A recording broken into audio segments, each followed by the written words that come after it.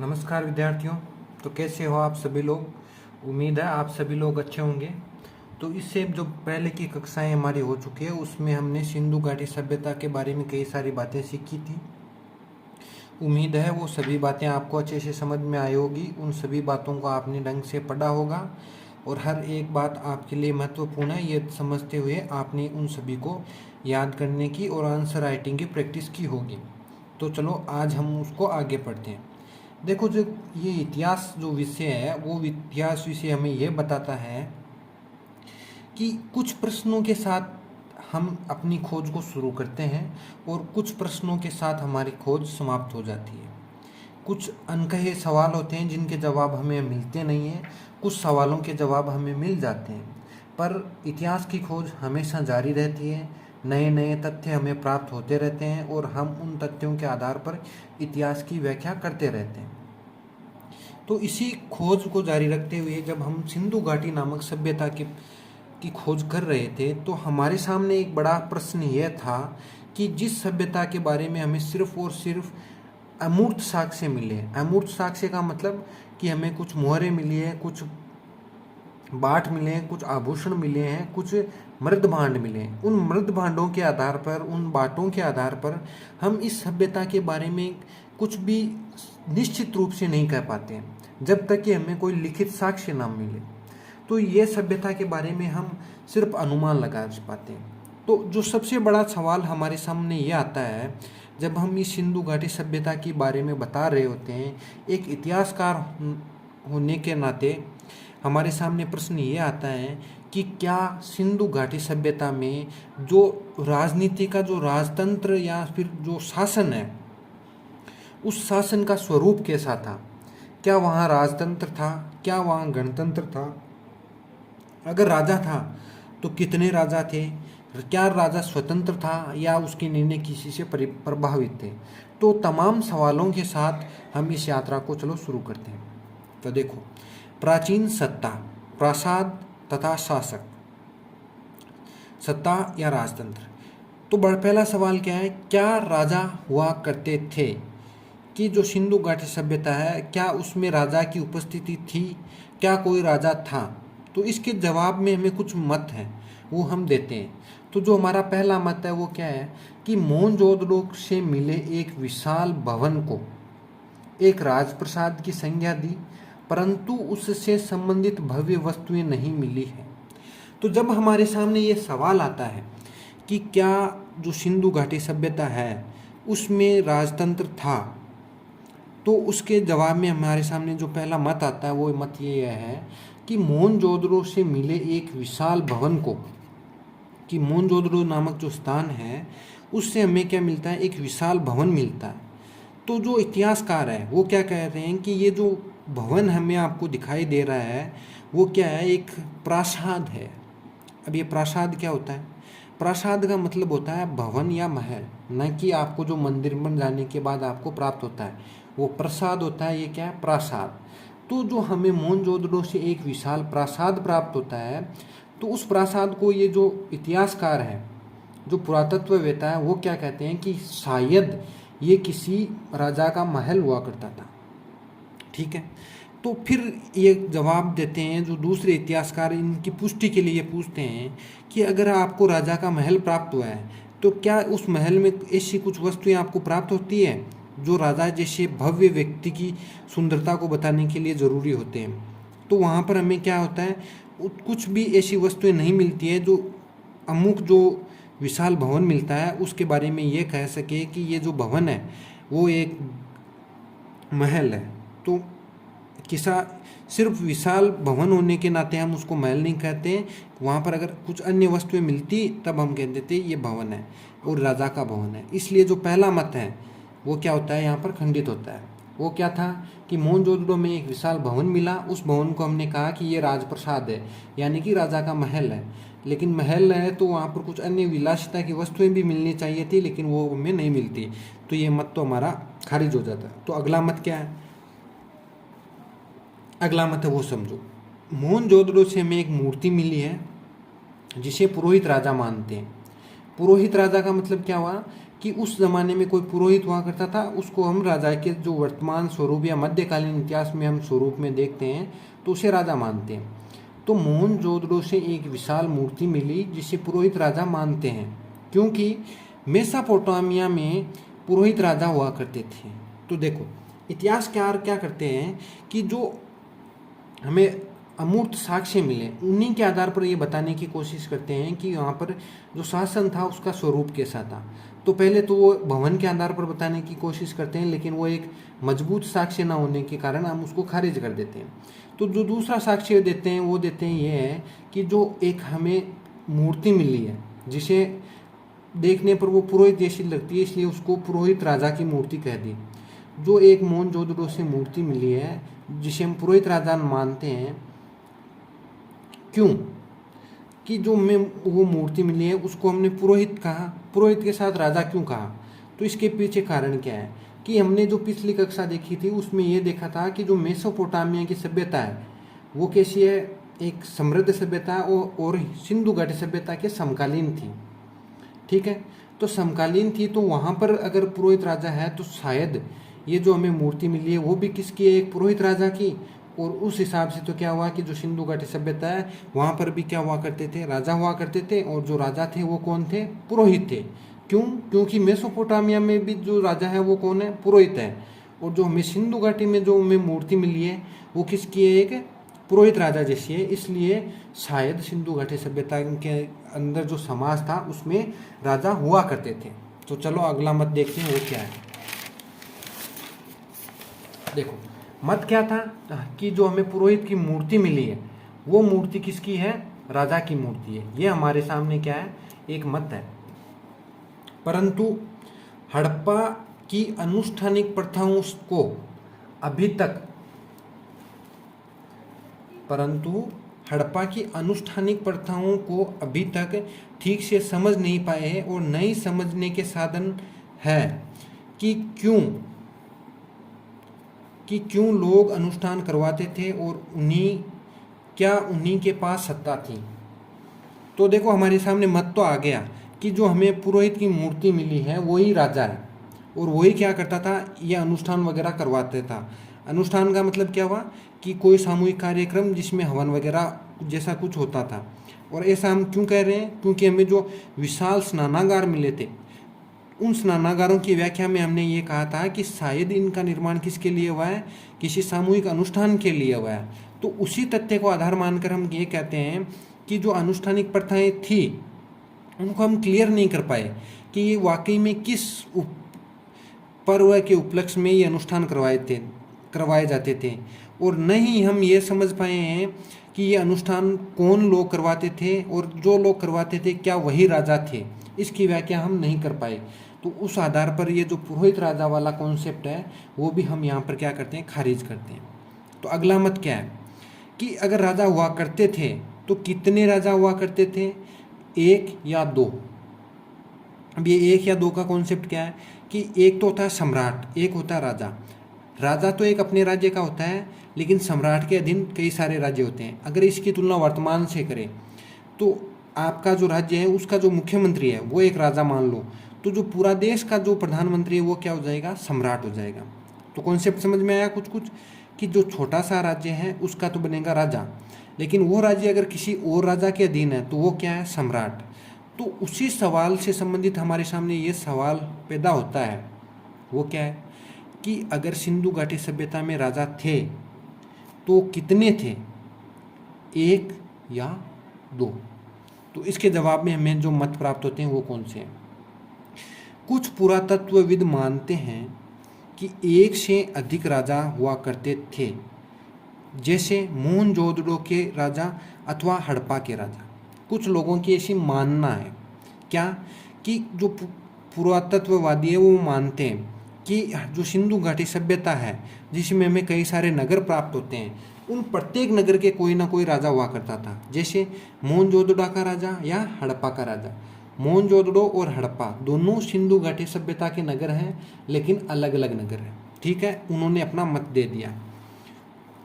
कुछ जो पुरातत्वविद हैं वो मानते हैं कि एक ही राजा था, क्योंकि जम्मू कश्मीर में हमें जो स्थान प्राप्त होते हैं, वहाँ से लेकर गुजरात में जो हमें पुरातात्विक स्थल प्राप्त होते हैं, उन सभी स्थलों की जो ईंटें हैं उनका अनुपात क्या है, समान है। तथा जो बस्तियां हैं वो कच्चे माल के जो स्रोत हैं उनके क्या समीप स्थित हैं, और पुरावस्तुओं में भी क्या है, समानता, माल स्रोत। ठीक है, तो ये हमारे सामने कई सारे मत हैं। इन मतों के आधार पर हम इसकी क्या करते हैं, व्याख्या करते हैं। तो चलो पढ़ तो लिया, अब एक एक करके इन मतों को क्या करते हैं, समझते हैं। तो जो पहला प्रश्न है हमारे सामने वो क्या है, वो कि राजतंत्र है या नहीं। दूसरा कि राजतंत्र है तो राजा कितने हैं। तो इन प्रश्नों के जवाब हम एक एक करके समझने का प्रयास करते हैं। तो चलो इन प्रश्नों को हम समझते हैं, देखो समझने का प्रयास करते हैं, ठीक है। तो आपके सामने रहा पहला सवाल कि क्या राजा थे, क्या सिंधु घाटी सभ्यता में राजा थे। तो जो पहला मत है हमारे सामने, क्या पहला मत, वो पहला मत ये कहता है कि हमें कुछ विशाल संरचना प्राप्त हुई है, विशाल संरचना। वो संरचना कोई राजा का महल है। क्या है, राजा का महल। अगर राजा का महल है तो राजा भी हुआ करता था, ऐसी उनकी अवधारणा है। परंतु जो महल प्राप्त हुआ है उस महल में हमें कुछ भी भव्य वस्तुएं नहीं मिलती। भव्य का मतलब विलासिता की वस्तुएं, भव्य वस्तुएं नहीं मिली। क्या हुआ, कुछ भी भव्य वस्तुएं नहीं मिली। जब भव्य वस्तुएं नहीं है तो क्या राजा का महल, अगर राजा है तो उसके ठाट बाट भी तो होने चाहिए। अगर ठाट बाट ही नहीं है तो राजा नहीं है, और राजा नहीं है तो उसका महल नहीं है, और महल ही नहीं है तो क्या है, पूरा सिस्टम ही नहीं है, ना तो कोई राजा होगा, ना उसका महल, ना भव्य वस्तुएं। तो जो पहला मत है वो तो हमारा क्या हो गया, खारिज हो गया। और दूसरा मत है वो क्या है, पुरोहित राजा का मत। अब ये मत क्या कहता है, कुछ पुरातत्वविद है वो ये मानते हैं कि जो अपनी सिंधु घाटी सभ्यता है उसके समकालीन एक सभ्यता हुआ करती थी जिसका नाम क्या है, मेसोपोटामिया, जो वर्तमान में इराक देश में स्थित है। ठीक है, तो उस मेसोपोटामिया में जो राजा हुआ करते थे वो राजा कौन थे, पुरोहित। तो इन लोगों ने कहा कि अगर ये जो मेसोपोटामिया सभ्यता है वो आपकी जो सिंधु घाटी सभ्यता है, सिंधु घाटी, उसके क्या है, समकालीन है। समकालीन का मतलब दोनों सभ्यताएं एक साथ पली बढ़ी है। समकालीन का अगर वर्तमान स्वरूप समझे तो क्या हुआ कि जैसे एक देश है भारत का, भारत के प्रधानमंत्री आपके नरेंद्र मोदी जी, वैसे ही अमेरिका के एक राष्ट्रपति हैं, वो कौन है, जो बाइडेन। वो एक दूसरे के क्या है, समकालीन है। दोनों पास पास नहीं है लेकिन क्या है, एक ही समान समय में 2024 में वो क्या है, अपना एक अस्तित्व रखते हैं। वैसे ही क्या हुआ कि जो मेसोपोटामिया है वो भी एक सभ्यता थी और सिंधु घाटी भी एक सभ्यता थी। दोनों क्या थी, समकालीन थी। तो जैसे हमने कहा कि भारत के कुछ राष्ट्रपति हैं और वैसे ही अमेरिका के राष्ट्रपति हैं, है ना। तो उसी तुलना करके इन्होंने कहा कि जैसे मेसोपोटामिया में जो राजा है वो हुआ करते थे कौन, पुरोहित, वैसे ही सिंधु घाटी सभ्यता में भी जो राजा है वो कौन होगा, पुरोहित होगा। तो पुरोहित होगा तो उसके कुछ साक्ष्य होने चाहिए। तो हमें एक मूर्ति मिलती है, उस मूर्ति को ही हम कहते हैं कि हाँ यही है वो पुरोहित है और यही हमारा क्या है, राजा। ठीक है, तो अब सवाल ये हुआ कि अगर पुरोहित है तो कुछ पुरोहितों जैसे काम होने चाहिए, है ना। पुरोहित है तो पुरोहित जैसे कुछ काम होना चाहिए। तो पुरोहित क्या करता है, तो पुरोहित क्या करता है, अनुष्ठान।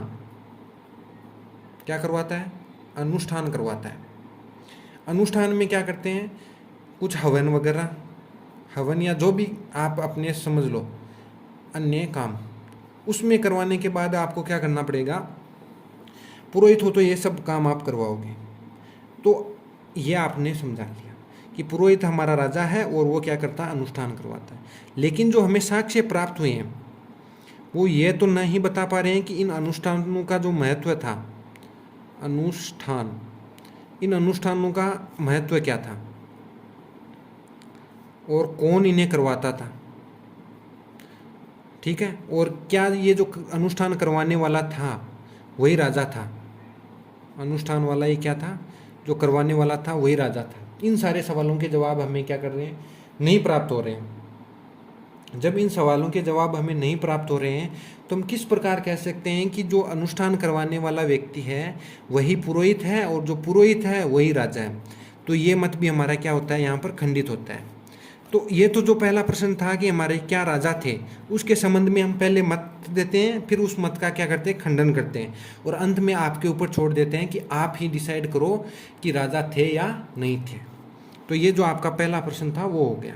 अब जो दूसरा प्रश्न है, वो दूसरा प्रश्न क्या है कि क्या एक से अधिक राजा थे। तो इसके संबंध में पुरातत्व जो लोग हैं वो अपनी अवधारणाएं प्रस्तुत करते हैं।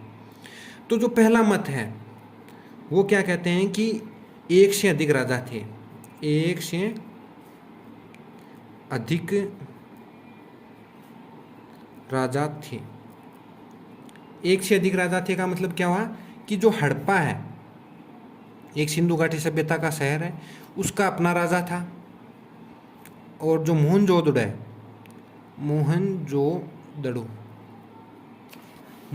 है तो उसका क्या है, उसका अपना राजा है। ये जो अपना पहला मत है, जो पुरातत्ववेद लोग हैं वो ये हमें बताते हैं।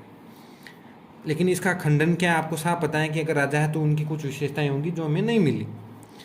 और दूसरा मत है जो वो क्या कहते हैं कि भारत का जो एक शहर है जम्मू कश्मीर, वहाँ से लेकर जो दक्षिण का शहर है गुजरात, इतने किलोमीटर के बीच की दूरी में जितने भी मकान मिले, मकान या भवन, उन सब की ईंटें हैं वो क्या है, समान है। ठीक है, एक बात बताओ, जम्मू कश्मीर से लेकर गुजरात के बीच में कितने किलोमीटर की दूरी है, कितने सारे शहर आ रहे हैं, तो उनके बीच में इतना ही फर्क नहीं आया कि ईंटों के जो अनुपात है वो बदल सकते हैं, पर उनके ईंटों के अनुपात नहीं बदले। इसका मतलब क्या है कि पूरा का पूरा जो देश है, उस पूरे के पूरे देश में जो समान व्यवस्था है वही है कि जिस इन अनुपात की ईंटें इन्होंने बनाई है, उन्हीं अनुपात की गुजरात वालों ने बनाई है, और उन्हीं अनुपात वालों की क्या की है, जम्मू वालों ने बनाई है।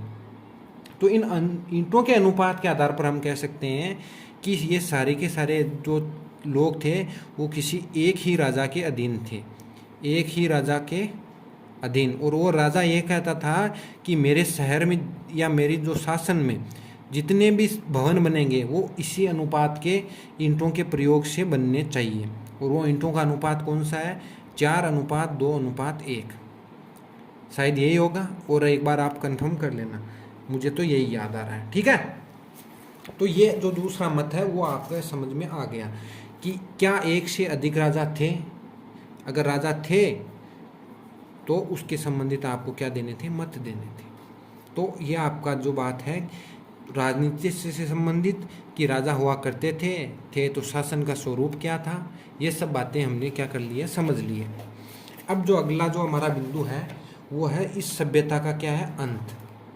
ये एक अच्छा बिंदु है, इसको हम समझते हैं। देखो, सिंधु घाटी सभ्यता का अंत, इससे आपसे सवाल बन सकता है। सवाल क्या बनेगा वो हम आगे पढ़ लेंगे, पहले इसके बारे में थोड़ी सी जानकारी है वो पढ़ लेते हैं।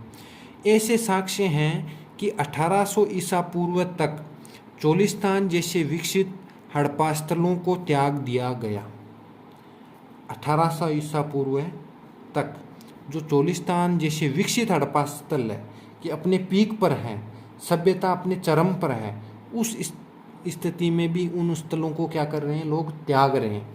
ठीक है, साथ ही गुजरात, हरियाणा व उत्तर प्रदेश की जैसी नई बस्तियां में आबादी बढ़ने लगी। पहला वाक्य सुन लिया, अब अभी समझेंगे, पहले आप सुन लो ना। दूसरा क्या है, दूसरा यह है कि 1900 ईसा पूर्व तक, ऊपर वाला 1800 था, नीचे वाला 1900 है, बीच में 100 वर्षों का गैप है। 1900 ईसा पूर्व तक उत्तर हड़प्पा के क्षेत्र अस्तित्व में रहे। इनकी संस्कृति में बदलाव आया। बदलाव कैसे? जैसे मनकों, मोहरों व बाटों का समाप्त हो जाना। ठीक है। लेखन, लंबी दूरी का व्यापार और शिल्प की जो विशेषताएं थी वो क्या होगी? समाप्त होगी। कि न तो इन्होंने लेखन रखा जारी, न लंबी दूरी के व्यापार किए, और न ही शिल्प बनाना इन लोगों ने क्या कर दिया? बंद कर दिया। और आवास निर्माण की जो तकनीक थी उसका भी क्या हुआ? ह्रास हो गया। और बड़ी तथा सार्वजनिक संरचनाओं का निर्माण क्या हो गया? समाप्त हो गया। ये सभी परिवर्तन ग्रामीण संस्कृति के हैं। देखो ये क्या हो रहा है, जो समय की रेखा है उसमें जो परिवर्तन आ रहे हैं उनको हम क्या करते हैं? समझने का प्रयास करते हैं। और जो समझने का जो हमारा बिंदु है वो क्या है? वो है सभ्यता का अंत। जो आपका हेडिंग है वो क्या है? सभ्यता का अंत। इस सभ्यता के अंत को समझने से पहले आपको पहले टाइमलाइन में जाना पड़ेगा। तो मैं यहाँ पे टाइमलाइन बना देता हूँ। ये टाइमलाइन बना दी। यहाँ पर है 0 ईस्वी। ठीक है। इसके पीछे जाएंगे तो यहाँ पर देखो टाइम उल्टा चलता है ना, तो आप कहोगे हाँ सर उल्टा चलता है। तो इधर चलोगे तो 0 से 1800 ईस्वी। ठीक है। यहाँ पर आओगे तो क्या आएगा? 1900 ईस्वी। तो इस 1900 ईस्वी से 1800 ईस्वी तक और 1800 से इस 0 ईस्वी तक जो सिंधु घाटी सभ्यता के जो स्थल है उनमें क्या आ रहा है? बदलाव आ रहा है। अब वो बदलाव क्या है? यहाँ से 1900 से बदलाव आना शुरू होता है और 1800 तक आते आते जो विकसित जैसे अभी अमेरिका जैसे शहर है वो विकसित हो चुके हैं, जो देश हैं वो विकसित हो चुके हैं। उन विकसित देशों का क्या हो रहा है? त्याग हो रहा है। त्याग क्या हो रहा है? त्याग हो रहा है। अगर त्याग हो रहा है तो वो लोग जा कहाँ रहे? तो उसको समझने के लिए आप थोड़ा सा इंडिया का जो मैप है उसको समझो। ये जो भारत का मानचित्र है उसको समझो। ये मानचित्र, मैं तो आर्टिस्ट हूँ नहीं, आप लोग आर्टिस्ट हो, आराम से ढंग से बना लेना। ठीक है। तो उसमें क्या एक शब्द आप लोगों ने सुना होगा, अभी हम जब पढ़ रहे थे तो क्या नाम था? चोलिस्तान। क्या नाम है? चोलिस्तान। और ये क्या है? शहर यहाँ पर है पाकिस्तान में वर्तमान में। तो ये जो चोलिस्तान नामक स्थल है वो कैसा है? विकसित हुआ है। कब ये विकसित है? आपका 1900 ईसा पूर्व पर। ठीक है। वो क्या होता है? 1800 ईसा पूर्व में क्या हो जाता है? ये स्थल आपका त्याग दिया जाता है। ये जो पूरा का पूरा शहर है वो क्या हो जाता है? सुनसान हो जाता है। और ये जो लोग हैं वो क्या करते हैं? इधर की तरफ आना शुरू करते हैं। ये आपकी मुख्यतः सिंधु नदी आ रही है। इस नदी को मैं ऐसे बहा रहा हूँ। ये सिंधु नदी है, इसके पास आसपास ये बस्तियाँ थी, और ये आपकी गंगा नदी है। ठीक है। तो ये लोग क्या करते हैं? जो चोलिस्तान नामक एक विकसित स्थल था उसको त्याग कर यहाँ पर आ रहे हैं। यह आपका हरियाणा है, यह आपका राजस्थान है यहाँ पर, और यह आपका गुजरात है। तो ये लोग इन स्थलों को त्याग कर क्या कर रहे हैं? इस तरफ आ रहे हैं, राजस्थान की तरफ, हरियाणा की तरफ, गुजरात की तरफ। इसका मतलब क्या हुआ है? यहाँ पर कुछ ना कुछ क्या हुआ है? गड़बड़ हुआ है। और गड़बड़ हुआ है तो उसके कुछ संकेत आपके सामने होने चाहिए। तो वो संकेत क्या आते हैं? 1900 में परिवर्तन हो रहे हैं और 1800 में जो विकसित स्थल था वो त्याग भी दिया। तो जो 1900 ईसा पूर्व जो हुए परिवर्तन थे वो परिवर्तन क्या थे? 1900 ईसा पूर्व में हुए परिवर्तन। अब ये परिवर्तन क्या थे? परिवर्तनों में जो पहला परिवर्तन क्या था कि जो विशाल संरचनाएं हैं, विशाल संरचनाएं, इनका क्या हुआ? निर्माण समाप्त हो गया। कि जो बड़ी बड़ी संरचनाएं, बड़ी बड़ी बिल्डिंग्स होती थी वो बनाना बंद हो गई। और जो निर्माण की तकनीक थी, निर्माण तकनीक, उसमें भी क्या होने लग गया? ह्रास होने लग गया। ठीक है। और जो लेखन हुआ करता था, हम वैसे तो पढ़ नहीं पाए इनका लेकिन वो भी क्या हो गया? लेखन हुआ सुदूर संपर्क, वो भी क्या हो गया? समाप्त हो गया। ठीक है। और जो ईंटों का अनुपात था वो भी क्या हो गया? इनका बदलने लग गया। ये वो सारे संकेत थे जो ये बता रहे थे कि जो सिंधु घाटी सभ्यता है उसमें 1900 ईसा पूर्व में क्या आ रहे हैं, परिवर्तन आ रहे हैं। और ये परिवर्तन आते आते क्या हुआ कि 1800 ईसा पूर्व में एक पूरा का पूरा विकसित शहर,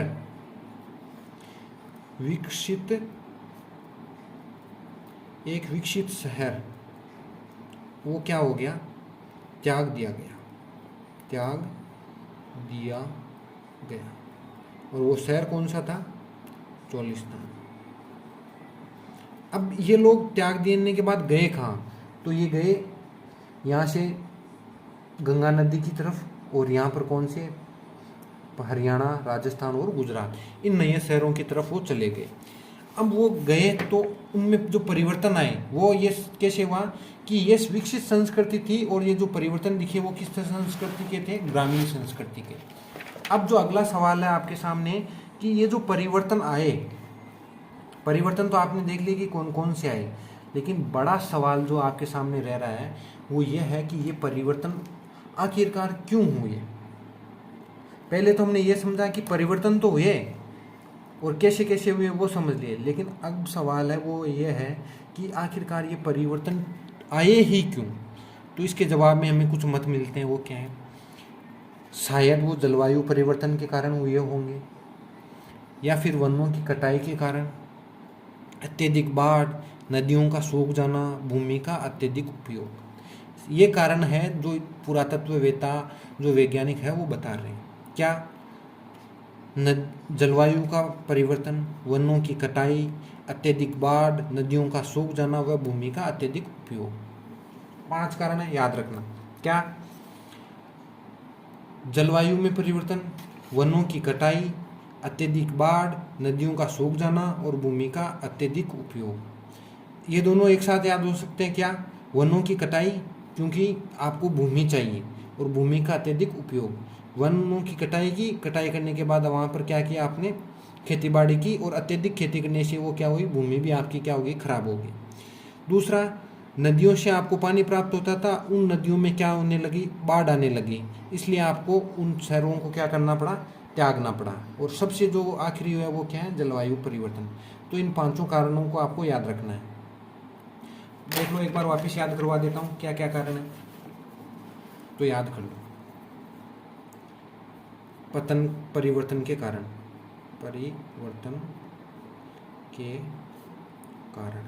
और ये जो परिवर्तन के कारण है वही है किसके, पतन के कारण। देखो सीक्वेंस से याद करते हैं। पहले आपने क्या की, वनों की कटाई, कटाई करके वहाँ पर क्या किया, अत्यधिक वनों की कटाई के बाद वहाँ पर आपने क्या किया, अत्यधिक भूमि का उपयोग। ठीक है। अब भूमि का उपयोग करने के बाद आप लोगों में क्या हुआ, नदियों में बाढ़ आने लगी। फिर क्या हुआ, नदियाँ सूख गई,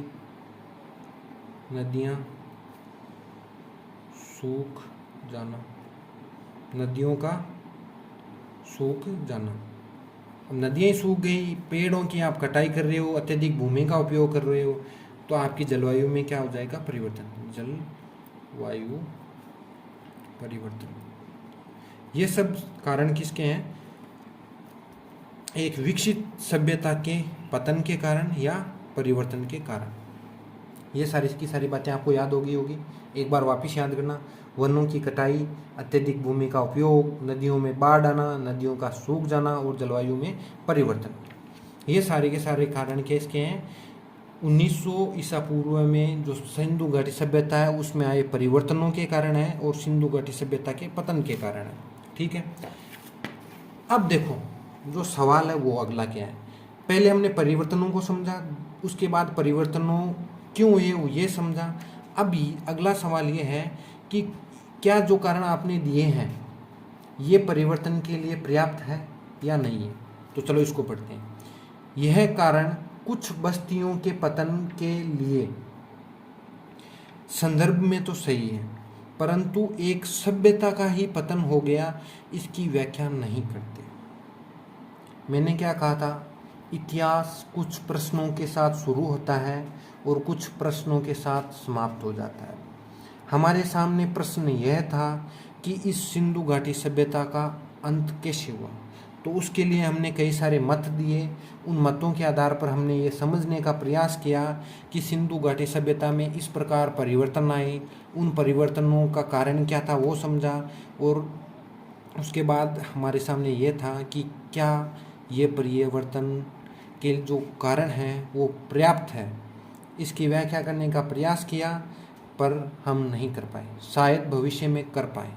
ठीक है, तो आज की कक्षा में हम इतना ही रखते हैं। आगे की कक्षाओं में हम इसके बारे में और पढ़ेंगे। जाने से पहले कुछ सवाल जो आपके लिए हमेशा के लिए होते हैं और आज भी हैं, तो उन सवालों को समझो। देखो, आपके सामने जो प्रश्न है वो क्या है। जो पहला प्रश्न है वो क्या है कि सिंधु घाटी सभ्यता में शासन की स्थिति को समझाओ। समझाओ का मतलब क्या हुआ, ये 200 शब्दों में है कि क्या राजा हुआ करते थे तो कैसे थे, क्या है उसके बारे में आपको पूरा लिखना है। जो प्रश्न नंबर दूसरा आपके लिए वो क्या है, वो ये है कि सिंधु घाटी सभ्यता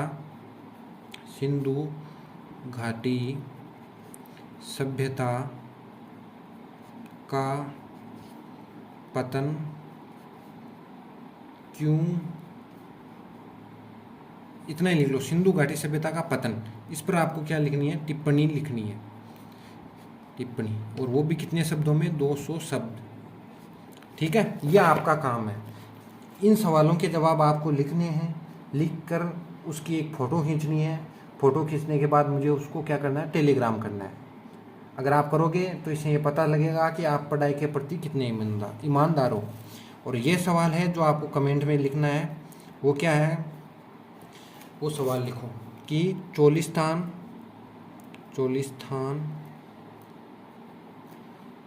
को और किस नाम से जानते हैं, यह आपको क्या करना है, कमेंट, ये आपको क्या करना है, कमेंट करना है। ठीक है, तो आज के लिए हम इतना ही रखते हैं। धन्यवाद। अपना और अपनों का ख्याल रखना। जय हिंद, जय भारत।